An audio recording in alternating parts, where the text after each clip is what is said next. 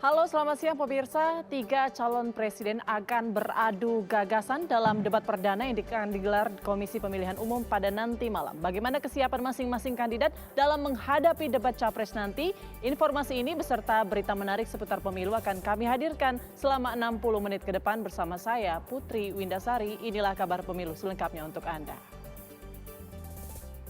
Kita ke informasi yang pertama pemirsa, sosok Presiden Joko Widodo diduga menjadi faktor penentu tren meningkatnya elektabilitas pasangan Prabowo Subianto Gibran Raka Buming Raka.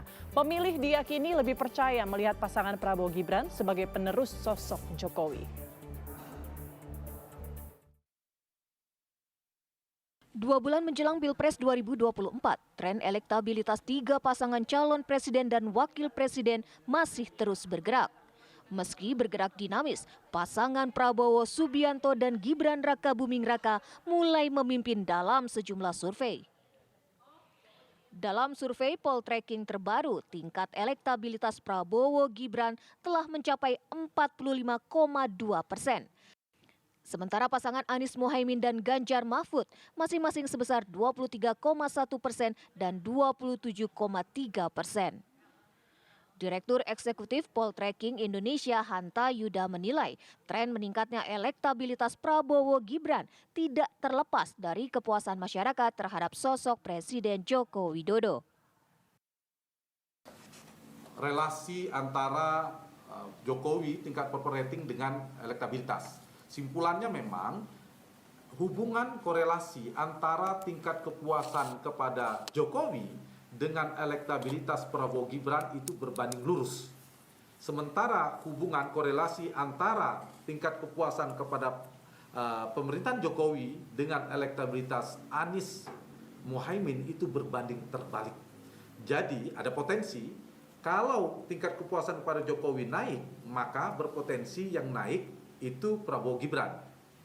Sementara Anies Mohaimin itu berpotensi tertekan pertumbuhan elektabilitasnya.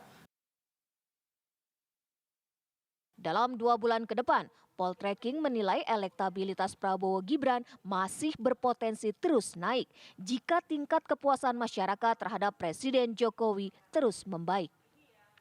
Tim TV One mengabarkan.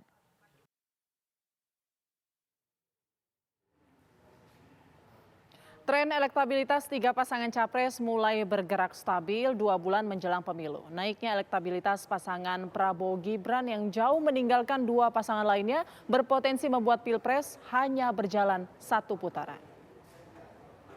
Tetapi itu akan diikuti juga oleh kemungkinan naiknya suara amin. Maka kemudian kalau kita berasumsi akan ada 2 putaran, maka sekarang kita belum tahu pada Desember ini siapa yang akan masuk putaran kedua. Untuk sementara yang mungkin itu adalah Prabowo, tapi yang kedua itu siapa? Antara Anies dan Ganjar itu belum terlalu terlihat saat ini. 60 hari menjelang pencoblosan, persaingan antara 3 kubu pasangan capres akan semakin ketat. Tiap-tiap kubu dipastikan akan terus berupaya maksimal untuk meraih suara pemilih. Dari Jakarta, tim TV One mengabarkan.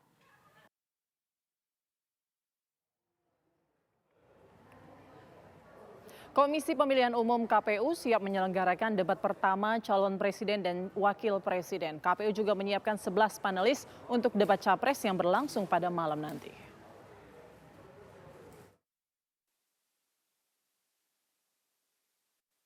Persiapan debat calon presiden sudah dilakukan pihak penyelenggara pemilu Komisi Pemilihan Umum atau KPU.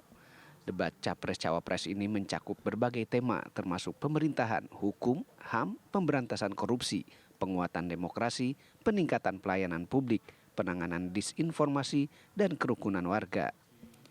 Debat berlangsung selama 150 menit. Komisi Pemilihan Umum juga menyiapkan 11 panelis untuk debat capres yang berlangsung pada malam nanti. 11 nama tersebut didominasi oleh akademis yang tergabung dari berbagai perguruan tinggi di Indonesia. Para panelis akan memberi ketajaman dan bobot yang tinggi terhadap debat capres. Debat akan dibagi menjadi 6 segmen dengan 18 pertanyaan. KPU mengklaim akan lebih banyak interaksi antara capres pada debat kali ini. Kesempatan pertama adalah debat capres, maka yang tampil di panggung untuk berdebat hanya capresnya saja. Ya. Kesempatan antar calon untuk berinteraksi itu boleh dikatakan untuk debat pemilu 2024 ini lebih banyak ya. Sebagai gambaran begini, pada kesempatan pertama itu nanti saya sampaikan bahwa panelis akan menyusun 18 pertanyaan. 18 pertanyaan itu kan ada 6 segmen. Diharapkan para capres dan cawapres menjawab seluruh pertanyaan yang diajukan oleh para panelis. Sementara itu, untuk pengamanan ada 2.000 personil kepolisian dikerahkan di sekitar gedung KPU RI. Wilayah gedung KPU RI juga akan ditutup pada pukul 16 waktu Indonesia Barat. Dari Jakarta, Tika Dewi, Syahrul Hidayat, TV One mengabarkan. Ya, lalu bagaimana persiapan debat Capres malam nanti? Kita akan tanyakan langsung kepada reporter TV One Rizka Salsabila. Selamat siang Rizka, bagaimana persiapan KPU menggelar debat Capres malam nanti? Ya Putri dan juga pemirsa TV One, tepatnya saya sudah berada di depan gedung Komisi Pemilihan Umum dan jika Putri bisa melihat di layar kaca, Putri dan juga pemirsa bisa melihat di layar kaca Anda, panggung ini untuk panggung debat yang berkonsep town hall dengan kapasitas 800 orang ini memang sudah rampung, namun dari pantauan kami yang berada di lokasi ini kami tidak dapat melihat secara langsung di dalamnya seperti apa dan bagaimana karena memang panggung ini sudah disterilisasikan dan sudah ditutup serta dijaga sehingga kami para awak media juga sudah tidak dapat mengakses atau melihat kondisi terkini di dalam panggungnya bagaimana. Adapun untuk tema debat yang akan berlangsung pada pukul 19.00 waktu Indonesia Barat ini akan mengusung tema atau maksud kami akan mengusung tema tentang pemerintahan, hukum, hak asasi manusia, kemudian pemberantasan korupsi, penguatan demokrasi, kemudian peningkatan pelayanan publik, penanganan disinformasi, dan juga kerukunan warga. Berdasarkan dari penjelasan Ketua KPU RI Hasyim Asyari, acara ini akan berlangsung selama 150 menit, namun khusus untuk debatnya sendiri akan berlangsung selama 120 menit dan terbagi menjadi 6 segmen. Di mana segmen pertama ini diawali dengan pembacaan tata tertib, kemudian para masing-masing capres ini diberikan kesempatan untuk memaparkan visi, misi, dan programnya selama 4 menit. Dan pada segmen kedua, ketiga, keempat, dan kelima akan dikhususkan untuk interaksi antara capres mengenai suatu topik secara bergiliran, di mana topik tersebut akan diambil secara acak atau dipilih secara acak pertanyaannya. Kemudian pada segmen 6 ini menjadi segmen penutupan yang mana masing-masing capres juga akan memberikan kata atau pernyataan penutupnya. Adapun tentang debat capres yang akan dilaksanakan nanti malam ini hanya boleh dijawab oleh capresnya saja. Namun untuk cawapres atau calon wakil presidennya tetap turut hadir dan juga diperbolehkan melakukan diskusi sebelum debat ini dimulai. Kemudian debat untuk capres atau calon presiden sendiri akan dilangsungkan sebanyak 3 kali dan untuk debat cawapres akan dilangsungkan sebanyak 2 kali. Walaupun begitu masing-masing pasangan capres maupun cawapres harus turut hadir pada 5 kesempatan debat tersebut. Kemudian untuk pengamanan di lokasi sendiri ini ada sekitar 2.000 personil gabungan pengamanan dari Mabes Polri dan juga Polda Metro Jaya. Dan berdasarkan informasi yang kami dapatkan di lokasi sekitar pukul 16.00 waktu Indonesia Barat ini lokasi jalan di depan gedung KPU ini harus sudah steril dan juga rencananya akan ada rekayasa lalu lintas yang diterapkan mulai pukul 15.00 waktu Indonesia Barat. Adapun rekayasa lalu lintasnya, kendaraan yang datang dari arah Bundaran HI menuju Jalan Imam Bonjol akan dialihkan ke Jalan Haji Agus Salim menuju menuju Jalan Pamekasan. Kemudian untuk kendaraan yang datang dari arah Jalan Haji Agus Salim ini akan yang menuju Imam Bonjol akan diluruskan ke Jalan Pamekasan atau belok ke kanan ke arah Bundaran HI TL Hos Cokro Aminoto. Kemudian untuk kendaraan yang datang dari arah Rasuna Said yang menuju Imam Bonjol akan diluruskan juga ke arah Jalan Cokro Aminoto, kemudian dibelokkan ke kanan ke Jalan Diponegoro. Dan untuk kendaraan yang berjalan dari arah Diponegoro yang menuju Bundaran HI akan dialihkan ke Jalan Rasuna Said maupun ke kanan ke Jalan Hos Cokro Aminoto. Begitu Putri, kembali ke studio. Baik, terima kasih Rizka Salsabila mengabarkan langsung dari Gedung KPU Jakarta. Bisa dilihat tadi KPU sudah sangat siap untuk menggelar debat perdana Capres pada malam nanti. Lalu seperti apa kira-kira persiapan para Capres untuk berlaga di debat perdana Capres nanti malam? Informasinya akan kami hadirkan sesaat lagi. Presiden Joko Widodo mengaku tak masalah dengan kritikan Badan Eksekutif Mahasiswa UGM yang melabelinya sebagai alumni UGM paling memalukan. Gelar tersebut diberikan kepada Jokowi yang ditandai dengan penyerahan sertifikat penghargaan secara simbolik kepada orang yang memakai topeng Jokowi.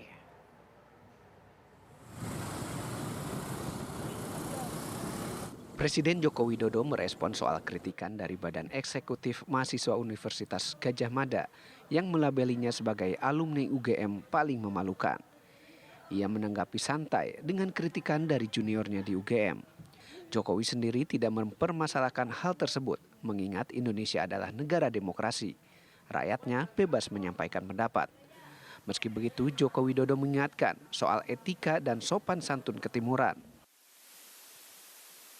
BEM UGM Pak, BEM UGM bilang kalau misalnya Bapak... Ya, itu proses demokrasi, boleh-boleh saja, tetapi perlu saya juga mengingatkan kita ini ada etika sopan santun ketimuran. Ya. Tapi berlebihan nggak Pak? Ya, biasa saja. Sebelumnya BMKM UGM memberikan gelar kepada Presiden Joko Widodo sebagai alumni UGM paling memalukan. Gelar tersebut diberikan kepada Jokowi yang ditandai dengan penyerahan sertifikat penghargaan kepada Jokowi usai diskusi publik di Bundaran UGM Jumat lalu.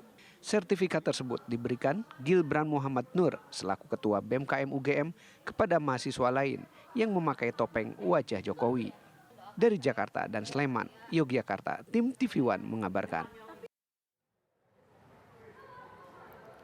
Menjelang debat Capres malam ini, calon Presiden Prabowo Subianto masih bertugas sebagai Menteri Pertahanan. Hari ini Prabowo Subianto tampak menghadiri penyerahan pesawat NC-212I kepada TNI AU. Penyerahan ini turut dihadiri Panglima TNI, Wakasau, serta Dirut PT DI. Pesawat ini merupakan pesawat buatan Indonesia yang dapat digunakan berbagai konfigurasi. Prabowo mengungkapkan rasa bangganya terhadap TNI AU dan PT DI atas produksi pesawat NC-212I ini. Menurutnya, angkatan udara yang kuat adalah suatu tuntutan bagi negara modern yang ingin berdaulat.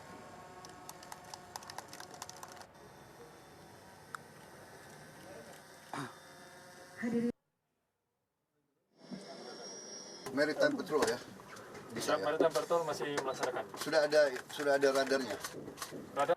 Oke. Terima kasih. Biasanya emang surveillance yang gitu. Terima kasih. Foto bersama selesai. Berkenan Bapak Menteri Pertahanan Republik Indonesia didampingi pejabat pendamping menuju tempat yang telah ditentukan.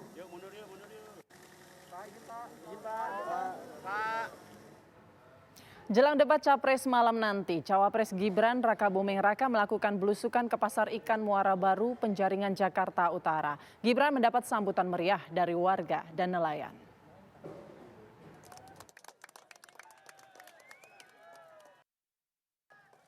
Cawapres nomor urut 2, Gibran Rakabuming Raka, tiba di Pasar Ikan Muara Baru, Penjaringan, Jakarta Utara, sekitar pukul 10 pagi.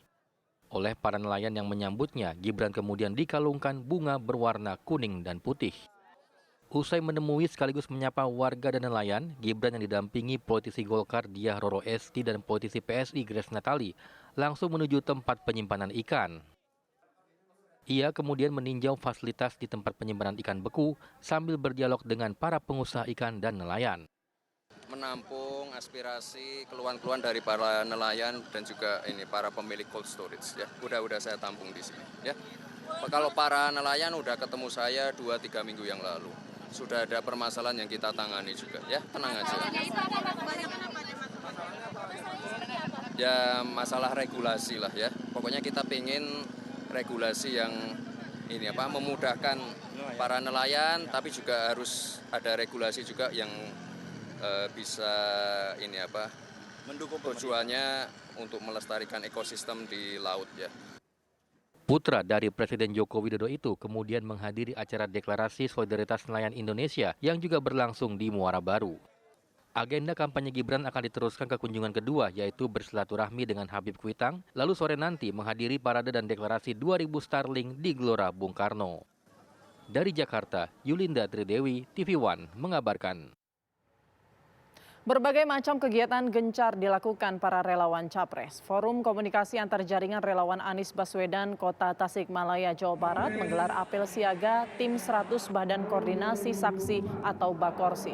Selain dihadiri para relawan yang tergabung dalam Bakorsi Kota Tasikmalaya, kegiatan ini juga dihadiri oleh Bakorsi Jawa Barat dan perwakilan dari partai politik pengusung pasangan Anies Baswedan Muhaimin Iskandar. Ketua Bakorsi Kota Tasikmalaya, Dede Sudrajat, mengatakan ratusan anggota Bakorsi yang telah mengikuti apel siaga ini akan bertugas mengawasi jalannya pemilihan umum, terutama mengawal suara dan memenangkan Anies Baswedan dalam pemilihan presiden tahun 2024 mendatang.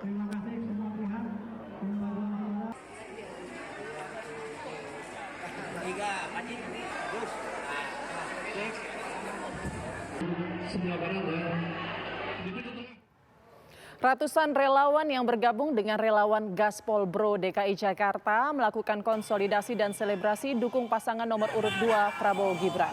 Gaspol Bro, Gerakan Gemoy Asoy Santuy Pol bersama Prabowo, merupakan inisiatif dari ratusan elemen masyarakat DKI Jakarta. Prabowo Gibran dinilai sangat konkret menghadirkan program kerja yang mampu memberikan kemajuan untuk bangsa ke depan.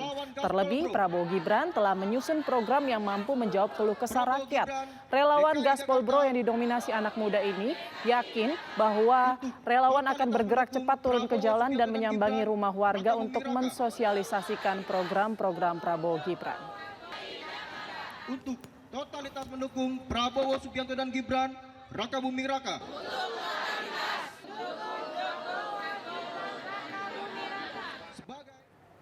Sementara itu, relawan Capres nomor urut 3 Ganjar Pranowo Mahfud MD mengunjungi sentra kerajinan perak di Desa Ungga, Kecamatan Praia Barat Daya, Lombok Tengah.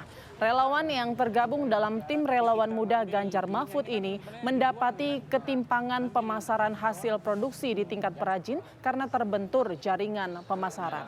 Relawan Ganjar mendapati di desa ini ternyata muncul mahakarya luar biasa kerajinan perak yang sudah tembus pasar internasional. Dari kampung yang terletak di bagian selatan Lombok Tengah ini, pin emas 20 delegasi negara peserta G20 di Bali beberapa waktu lalu dibuat.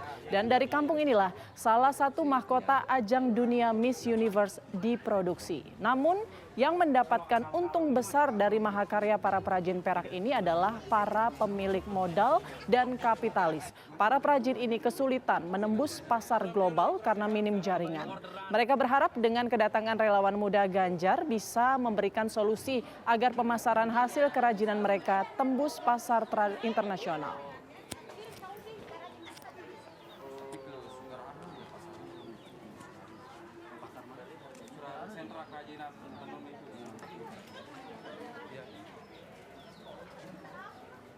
Pendukung 3 pasangan Capres menggelar nonton bareng debat Capres nanti malam. Informasi akan kami hadirkan sesaat lagi.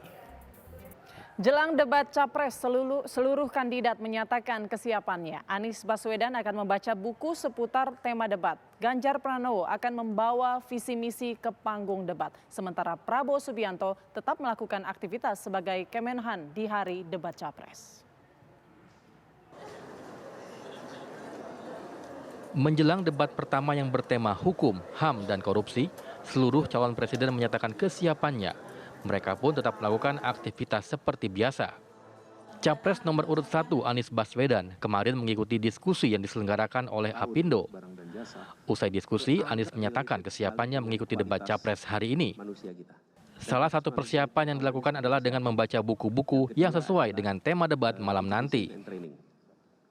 Belum ada rencana khusus ya terkait dengan berangkat dan lain-lain. Nanti diumumkan pasti. Tapi tentu saja belajar, membaca apa hal-hal yang hari ini dianggap penting terkait dengan persoalan hukum, HAM, terkait dengan demokrasi, tentu harus baca-baca. Itu yang kami kerjakan sekarang. Sementara itu, Capres nomor urut 2 Prabowo Subianto juga terlihat santai menjelang pelaksanaan debat Capres malam nanti. Hari ini, Prabowo tetap bertugas sebagai Menteri Pertahanan dengan melakukan penyerahan 9 pesawat terbang NC-212I untuk TNI Angkatan Udara. Menurut tim kampanye nasional, Prabowo telah mempersiapkan beberapa hal sebelum debat dimulai. Salah satunya diskusi bersama TKN. Sementara Capres nomor urut 3 Ganjar Pranowo juga menyatakan kesiapannya menghadapi debat Capres. Senin kemarin, Ganjar terlihat mengikuti sejumlah agenda di Jakarta, salah satunya peluncuran merchandise Ganjar Mahfud dan dialog Apindo. Menurut Ganjar, tidak ada persiapan khusus menjelang debat. Ia hanya akan menyesuaikan tema debat dengan visi misi Ganjar Mahfud. Enggak, karena ini temanya ya tema yang pernah kita lakukan, kita alami, tinggal kita membicarakan atau fitting dengan visi misi yang ada di dalam dokumennya Ganjar Mahfud itu. Jadi besok kita akan jelaskan soal itu. Debat Capres pertama akan berlangsung malam nanti di kantor KPU Pusat. Dari Jakarta, tim TV One mengabarkan. Komisi Pemilihan Umum KPU siap menyelenggarakan debat pertama calon presiden dan wakil presiden. KPU juga menyiapkan 11 panelis untuk debat Capres yang berlangsung pada malam nanti.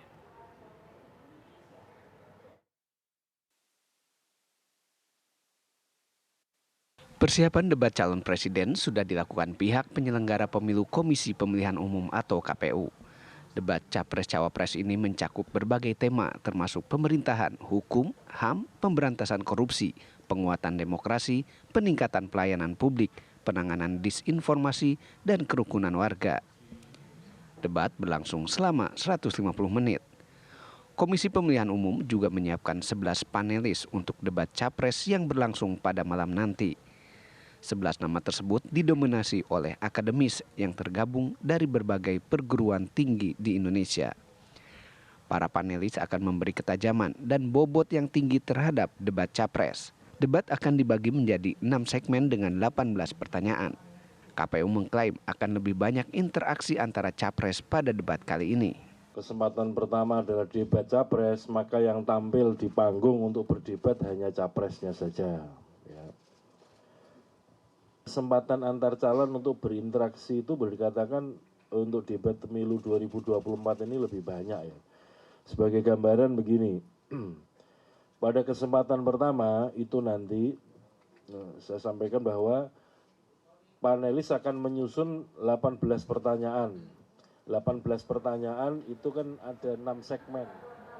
Ya, lalu bagaimanakah persiapan para capres dan tim pemenangannya jelang debat malam nanti? Kita akan lihat persiapan dari masing-masing capres. Ada reporter Adia Anwari di Posko Timnas Amin. Kemudian ada Putri Sofia di TKN Prabowo Gibran dan Alvin Saputra di TPN Ganjar Mahfud. Kita ke Adia dulu yang berada di Posko Timnas Amin. Adia, seperti apa persiapan dari kubu nomor 1 capres Amin, pasangan Amin ini?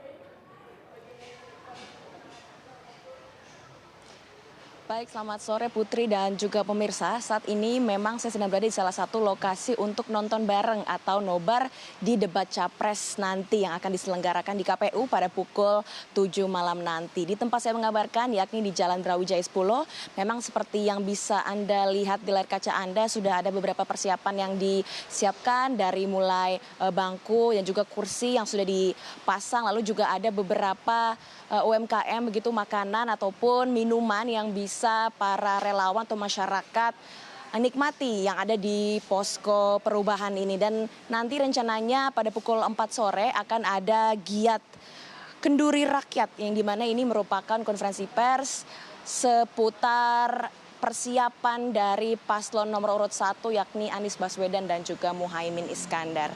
Adapun nanti pembicara yang akan menyatakan pernyataan di dalam Giat Kenduri Rakyat adalah Sudirman Said selaku eksekutif co-captain Timnas Amin dan juga akan ada Bambang Sutejo selaku ketua deputi relawan dan juga partisipasi publik.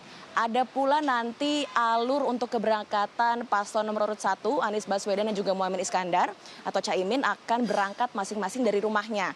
Anies Baswedan dari Lebak Bulus, lalu untuk Caimin ini akan berangkat dari rumahnya di Widya Chandra menuju ke Jalan Diponegoro 10 lalu sama-sama berangkat ke KPU. Untuk sementara demikian saya kembalikan ke Anda, Putri. Baik, terima kasih Adi Anwari. Kita menuju ke Putri Sofia. Seperti apa persiapan dari Prabowo Subianto jelang debat nanti malam? Ya Putri dan juga pemirsa, jelang debat Pilpres 2024 yang akan dilaksanakan di KPU Pusat pada malam nanti, tim kampanye nasional Prabowo Gibran juga nantinya akan melaksanakan agenda nonton bareng di wilayah Kemang Village, Jakarta Selatan. Dari agenda tersebut memang kemarin TKN Prabowo Gibran sendiri sudah melakukan jumpa pers di mana sekretaris TKN Prabowo Gibran maksud kami Nusron Wahid mengatakan bahwa memang agenda nobar yang dilaksanakan di Kemang Village ini nantinya akan melibatkan berbagai elemen masyarakat. Selain itu, TKN Prabowo Gibran sendiri juga sudah mengkoordinasi tim kemenangan daerah dari Prabowo Gibran di berbagai titik di Indonesia untuk melakukan nobar pada jelang debat Pilpres 2024 yang akan dilaksanakan pada nanti malam. Selain itu, untuk persiapan dari Capres nomor urut 2 Prabowo Subianto sendiri juga setelah melaksanakan tugas dan agenda sebagai Menteri Pertahanan, nantinya Prabowo akan berkunjung ke posko relawan Prabowo Gibran di wilayah Tamrin, Jakarta Selatan. Dari posko tersebut nantinya akan dilaksanakan doa bersama dengan beberapa tokoh selanjutnya yang nantinya akan langsung menuju ke Kertanegara kediamannya. Dari Kertanegara nantinya Capres nomor urut 2 Prabowo Subianto akan bertolak langsung ke KPU ditemani dengan calon wakil presiden Gibran Rakabuming Raka sebagai pasangan calon nomor urut 2 di kontestasi Pilpres 2024. Selain itu, dari informasi yang kami dapatkan juga nanti akan ada nobar di TKN dan juga di TKD yang ada di seluruh titik di Indonesia. Begitu Putri, kembali ke studio. Baik, terima kasih Putri Sofia. Kita menuju ke Alvin Saputra. Alvin, seperti apa persiapan dari Ganjar Pranowo? Ya baik Putri dan juga pemirsa, memang benar saat ini untuk agenda pasangan calon presiden nomor urut 3 Ganjar Pranowo dan juga Mahfud MD akan melakukan debat perdananya di kantor KPU RI Jakarta di jam 7 malam nanti. Dan memang menurut informasi yang kami dapatkan dari juru bicara tim pemenangan nasional Ganjar Mahfud, Ciko Hakim, memang dirinya menilai memang untuk Ganjar sendiri dan juga Mahfud tidak ada persiapan khusus jelang debat nanti malam. Hanya saja memang Ganjar dan Mahfud sering melakukan dialog bersama tim pemenangan dan juga pakar untuk memantapkan debat untuk nanti malam. Dan memang di tempat saya mengabarkan sekarang, tepatnya di Media Center TPN Ganjar Mahfud, akan diadakan untuk nobar bersama untuk debat nanti malam di KPU. Dan memang untuk persiapan nobar hari ini memang para panitia sudah menyiapkan TV yang cukup besar di sini dan juga kursi-kursi untuk para tamu yang hadir. Dan memang untuk tamu yang hadir sendiri per nanti malam akan ada juru bicara dari para TPN Ganjar Mahfud dan juga tamu-tamu undangan lainnya. Dan juga tadi informasi sementara yang kami dapatkan untuk pasangan calon presiden nomor urut 3 Ganjar dan Mahfud akan berkumpul di gedung High End Kebon Sirih Jakarta untuk melakukan berangkat bersama menuju ke KPU sekitar pukul 5 sore dan tiba di KPU sekitar jam 6 sore nanti. Demikian, kembalikan ke studio. Terima kasih Alvin Saputra, Putri Sofia dan juga Adi Anwari melaporkan langsung terkait persiapan dari calon presiden jelang debat perdana nanti malam. Terima kasih rekan-rekan. Dan pemirsa, kabar pemilu masih akan kembali. Usai jeda berikut tetaplah bersama kami. Masa kampanye para pasangan calon presiden, calon wakil presiden 2024 diwarnai narasi saling sindir dan cibiran satu sama lain. Serangan terhadap calon bisa soal gimmick politik demi untuk meraih simpati pemilih.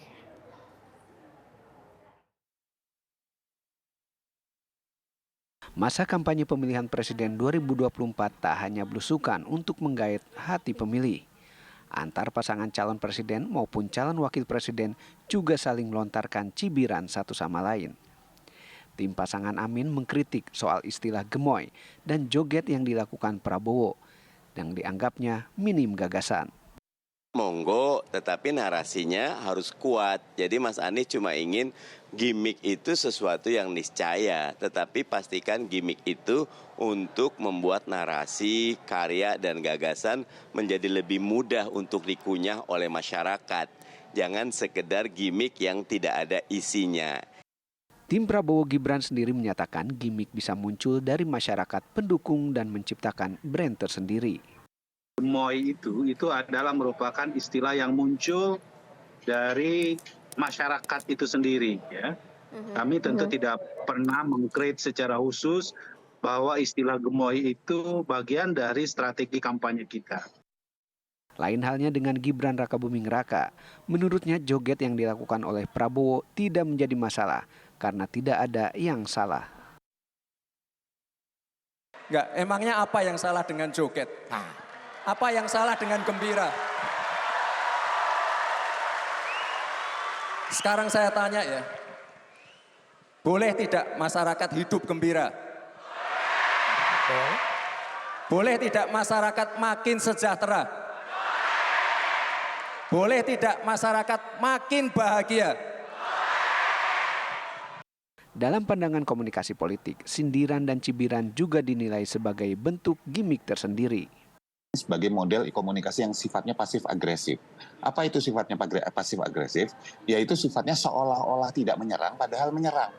Gitu. Kalau ditanya bahwa sindiran ini juga gimmick, mau siapapun yang berani bilang bahwa sindiran bukan gimmick, ya artinya cuma ngeles doang gitu loh istilahnya.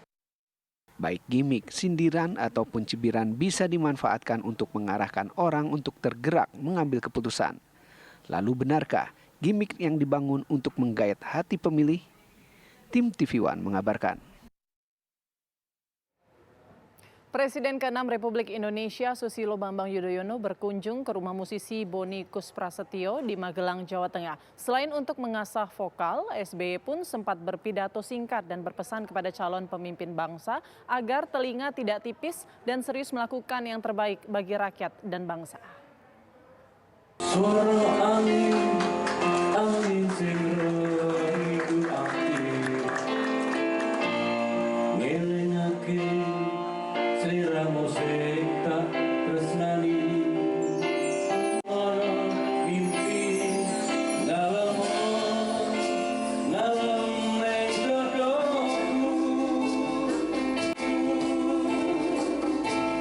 bener ada kesiran. Presiden ke-6 Republik Indonesia Susilo Bambang Yudhoyono (SBY) bernyanyi di rumah musisi Boni Kusprasetyo di Perumahan Bumi Permata Manggoran, Desa Bodowoso, Kecamatan Mertoyudan, Kabupaten Magelang, Jawa Tengah.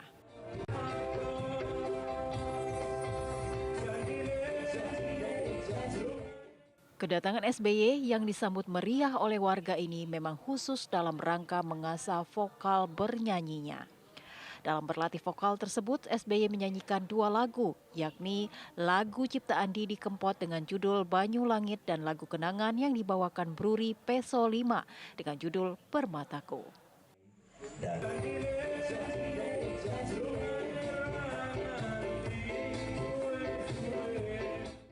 Sebelum bernyanyi, SBY sempat memberikan pidato singkat tentang pengalamannya memimpin bangsa selama 2 periode. SBY juga berpesan kepada calon presiden agar telinga tidak tipis dan serius melakukan yang terbaik bagi rakyat dan bangsa. Dari Magelang, Jawa Tengah, Edi Suryana, TV One mengabarkan.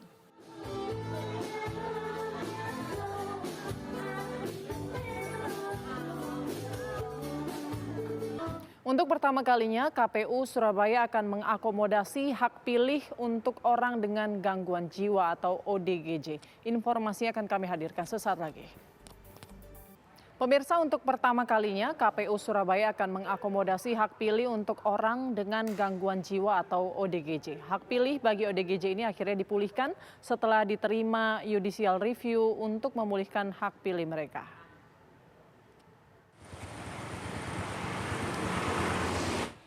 Pemerintah Kota Surabaya bersama Komisi Pemilihan Umum KPU Surabaya mempersiapkan tempat pemungutan suara TPS di lingkungan Pondok Sosial Liponsos Keputih Sukolilo.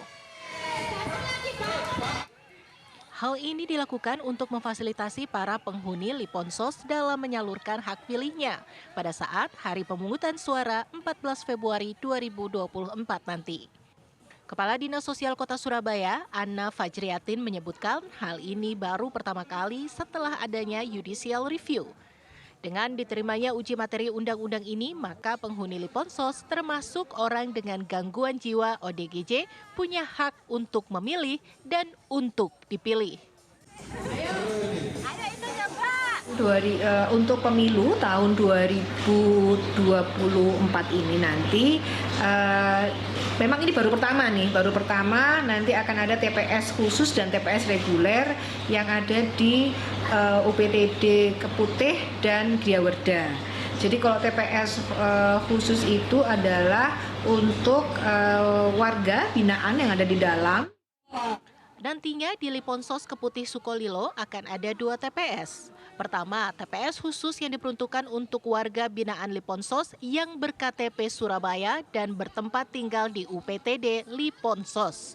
Selanjutnya ada TPS reguler yang akan diperuntukkan bagi warga binaan yang pada saat masuk ke Liponsos tidak ditemukan administrasi kependudukannya. Dari Surabaya, Jawa Timur, tim TV One mengabarkan. Informasi tadi sekaligus menutup jumpa kita di Kabar Pemilu. Perbarui terus informasi seputar pemilu hanya di TV One. Kami kabarkan, Anda putuskan. Saya Putri Windasari, pamit. Terima kasih. Sampai jumpa.